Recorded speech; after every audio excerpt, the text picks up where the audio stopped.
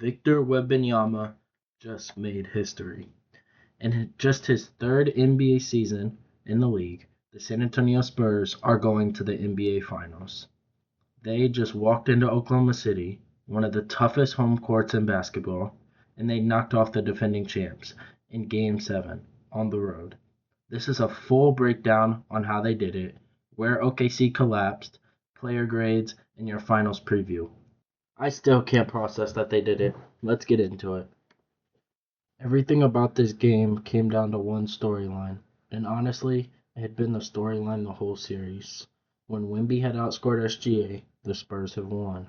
When SGA outscored Wemby, OKC won. The series had literally followed the exact pattern 6 games in a row. Tonight, in Game 7 on the road, Wemby broke that trend and pulled out the win in the best Western Conference series in the last 6 years. OKC came in with all the advantages. They were 40-9 at home this season. SGA is 2-1 in Game 7s in his career, and the crowd was electric. But San Antonio, they didn't care. The Spurs came in with the same defense that held OKC to 91 points in Game 6, and they brought that same locked-in energy tonight. Let's break down exactly what happened. What the Spurs did right. 3 things sent San Antonio to the finals. Number 1, Wemby was outstanding. In Game 6, he had 28 points and 10 rebounds in just 28 minutes. The Spurs won 118-91. Tonight, he matched that energy on the road in Game 7, the biggest stage of his career. He became the second player in Spurs history, alongside Tim Duncan, to take this franchise to the finals. At 22 years old. 22. The comparisons to Hakeem, to Kareem, to Shaq, they're all valid. This kid is generational. Number 2, the defensive game plan suffocated SGA. All series, the key had been slow down SGA, win the game. The Spurs did exactly that, holding to 6 of 18 shooting and minus 28 rating in Game 6. Tonight, they switched it up. They let him drop 35-9 on 12 of 21 shooting.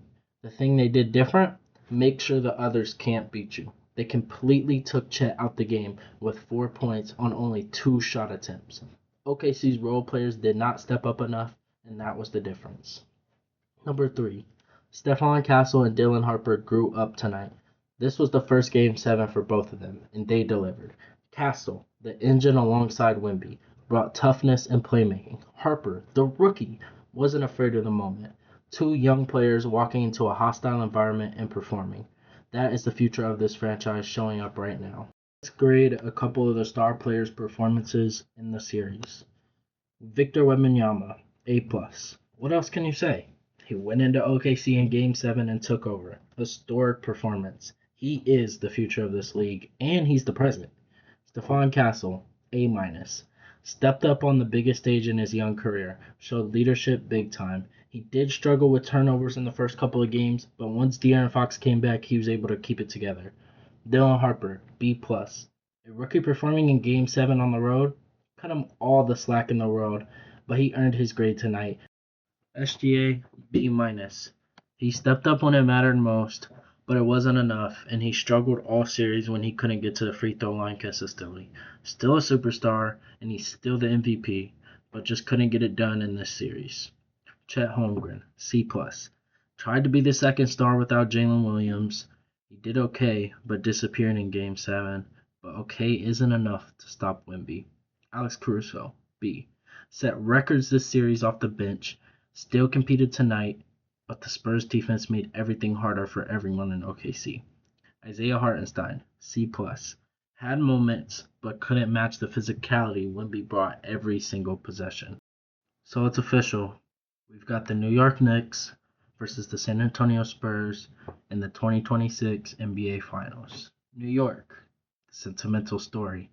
Back for the first time since 1999, sweeping through the East. San Antonio, we've got the young, fearless team led by an alien from France who just announced himself to the entire world.